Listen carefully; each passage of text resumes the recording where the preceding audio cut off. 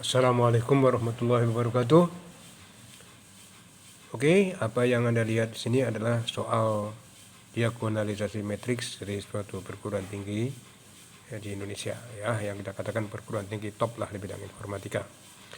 Nah, di sini kita lihat membahas tentang diagonalisasi. Nah, untuk apa? Kenapa kita nggak langsung ke aplikasi? Sebelum kita menuju ke penerapan matriks, ya, maka kita perlu paham teori cara mengerjakan diagonalisasi matriks. Karena apa? Fungsi diagonalisasi matriks dalam aplikasi matriks ini sangat banyak. Oke, kita simak. Nah, sekarang sebelumnya sekedar mengetahui ya, Anda juga bisa cari tahu itu apa sih diagonalisasi matriks.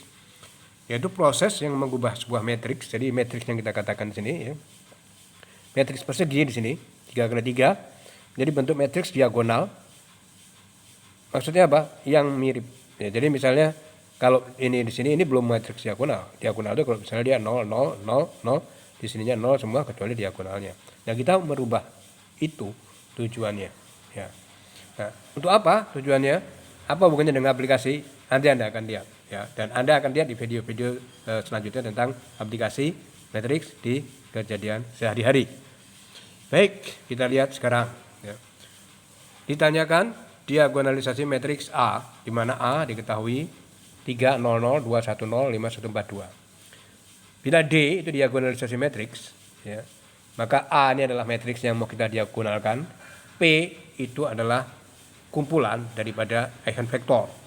P aksen adalah inverse-nya daripada kumpulan daripada eigenvektor. Nanti Anda akan tahu setelah selesai, ya. Kita kerjakan step by step. Step pertama mendapatkan eigenvalue dari matriks A, di mana persamaan karakteristiknya Anda sudah tahu, kita sudah pernah membuktikan ini adalah matriks identitas. Jadi langsung di sini kita ganti di sini, atau kita ganti lambda juga bisa, ya, lambda di sini 0 0 semua, maka kita akan mendapat persamaan karakteristiknya, ya. Ini adalah masih dalam determinan. Determinan 3 min lambda di sini adalah ini 1 min lambda dengan 2 min lambda dikurangin 0 kali 4 adalah 0. Ini maksudnya. Ini memang dibuat mudah, ya, oleh dosennya, oleh profesornya, ya. Tapi di sini ada sesuatu yang menjebak, yang menguji pemahaman kita tentang eigenvalue dan eigenvektor. Nah, sekarang perhatikan baik-baik, kita mendapatkan harga lambdanya, lambda 1 itu sama dengan 3, ini karena sama dengan 0, lambda 2 sama dengan 1, lambda 3 sama dengan 2. Step 2, tentu aja kita mendapatkan eigenvektor. Jadi lambda ini kita masukin, ya. Misalnya dia lambda sama dengan 3, maka dia jadi 0, min 2, dan min 1, seperti ini. Oke, kelihatan ya. Nah, maka kita mencari. Nah, bagaimana kita cara mencarinya ini? Dari beberapa banyak video yang saya lihat, mereka mencoba menyelesaikan ini dengan cara yang pernah kita bahas sebelumnya, yaitu cara eliminasi Gauss-Jordan. Ya, boleh, tapi itu akan makan waktu banyak dan akan membingungkan, ya. Nah, sekarang mari kita selesaikan dengan cara yang sederhana tapi acceptable. Jadi cara ini cara yang diterima, ya. Sekarang kita lihat, ya, bahwa dari persamaan X, Y, 0 ini adalah 0, berarti di sini itu tidak ada persamaan, maka itu kita abaikan aja. 2 min 2, 0, ini maksudnya 2X min 2Y, Z-nya tidak ada, sama dengan 0, seperti yang kita lihat di sini. Maka 2X sama dengan 2Y, X sama dengan Y. Kita belum bisa memasukkan apa-apa dalam hal ini, ya. Yang jelas X sama dengan Y. Oke.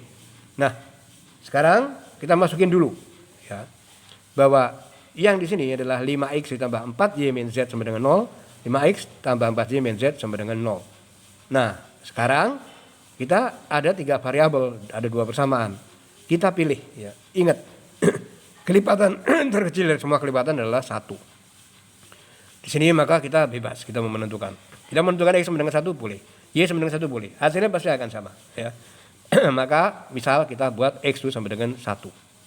Kalau X sama dengan 1 di sini, maka di sini kita tulis 1. Ya, jangan lihat bawahnya dulu. 5 tambah 1 ditambah X-nya sama dengan 1, 9, min Z sama dengan 0, Z sama dengan 9X. Karena X sama dengan 1, maka berarti kita ganti 1. Berarti Z sama dengan 9. Jadi X, Y, dan Z 1, 1, 9 seperti yang ada di sini. Udah ya. Jadi kita boleh menentukan sesuatu kelipatan yang terkecil kalau kita memang tidak tahu. Itu prinsipnya. Ya, kalau kita belum tahu. Karena tidak ada orang yang tahu berapa. Tapi yang pasti 1 adalah merupakan kelipatan semuanya. Kalau 0 harus ditulis 0, tegas. Oke, kita lihat untuk yang selanjutnya. Kalau kita lihat di sini, ya, kita lihat perhatikan baik-baik yang ada di sini. Di sini kita mendapatkan lambda 2 sama dengan 1 kita masukkan, ya, dia akan menghasilkan harga ini.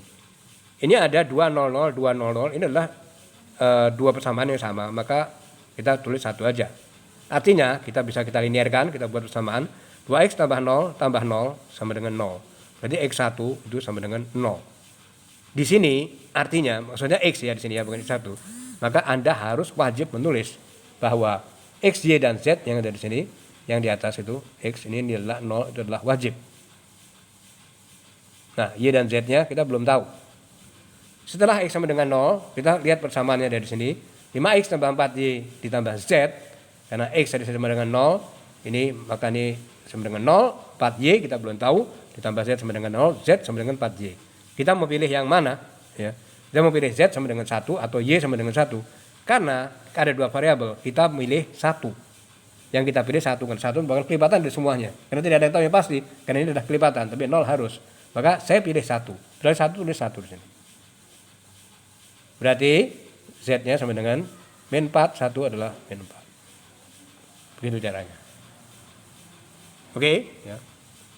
Lewatin aja ini Anda sudah tahu lambda 3 sama dengan 2, rumus ini Anda sudah tahu. Sekarang kita masuk ke yang ada di sini, karena harga ini adalah di lambda itu sama dengan 2, dimasukin maka dia akan menghasilkan ini, ya, seperti yang ada tadi, saya sebutkan tadi, ya.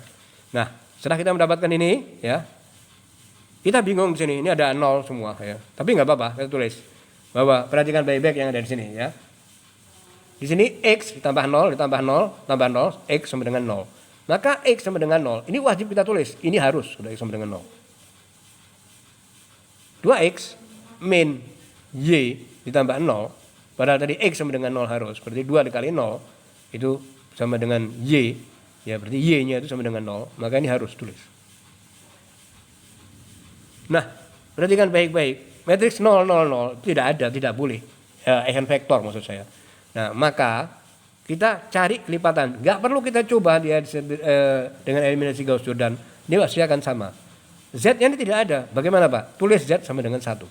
Maka di sini hasilnya 0, 0, 1. Jadi ini sudah pasti 100% benar.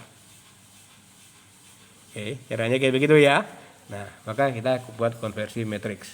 Jadi kalau Anda dikasih soal kayak begini, maksudnya dosen supaya mudah dan cepat, tapi itu untuk menguji apakah Anda paham dan enggak. Dan nanti untuk aplikasi, ini akan terpakai. Oke, nah sekarang kita tahu bahwa tadi kita sudah katakan bahwa untuk mencari diagonal, kita harus mencari P, yaitu adalah kumpulan daripada eigenvektor, yaitu dalam hal ini 0, 1, min 4, ya, kemudian 0, 0, 1 yang Z, dan yang tadi itu pertamanya 1, 1, 9, maka kita kumpulkan. Maka kita cari inverse, bebas, pakai join boleh. Nah, pakai eliminasi Gauss-Jordan menurut saya lebih bagus. Seperti apa yang pernah kita jelaskan, ya. Pakai cara saya selalu, ya. Di sini 1 sebaiknya, ya nggak selalu ya, boleh ya pakai cara yang lain ya. Ini adalah matriksnya. Maka ingat kita nggak usah pusing dengan ini kita buat 0. Maka ini yang kita buat 0, R2 dengan R1, maka dia pasti akan sama dengan 0. Nah, setelah di sini 0, ya. Satu persatu ya, step by step. Ini harus kita buat 0. Maka tentu saja dia R3 dikurangi 9 R1. Kenapa enggak 0? Ingat di atas 0 kita enggak akan menyulitkan kita. Maka dia ambil, kecuali di sampingnya. Justru kita ambil. Maka di sini 0. Ya, setelah ini 0, maka yang kita pikirkan adalah di sini. Lihat cara pembahasan saya di eliminasi Gauss-Jordan, tekniknya. Di sini kita buat 0. Nah, R3, 4, R2. Itu saja, karena ini 0, 0 di sampingnya, maka ini kita utamakan, maka kita akan mendapatkan harga 0. Ya. R3 itu di situ adalah R3 yang ada di sini, itu adalah dalam hal ini adalah min 4, ya. ditambah 4, R2-nya itu adalah 1, maka dia 0. Begitu juga dengan yang lainnya, tinggal Anda menambahkan, mudah sekali. Anda mendapatkan P inverse. Nah, di sini Anda akan mendapatkan. Setelah selesai, kita verifikasi diagonalisasi. Ya. Ini saya turunin bahwa A itu adalah matriks, P itu adalah kumpulan daripada eigenvektor, ya. D itu adalah diagonal. Kalau kita kali inverse-nya, ini kita kali inverse-nya dua belah pihak, maka kita akan mendapatkan ini inverse matriks P dikali P sama dengan A, dan ini adalah matriks identitas, sedangkan D adalah diagonalnya. Oke, ya. Nah, ini kita sekedar membuktikan yang ada di sini bahwa diagonalnya itu sama dengan ini, ya. Kalau enggak, ini juga enggak apa-apa, hasilnya akan sama.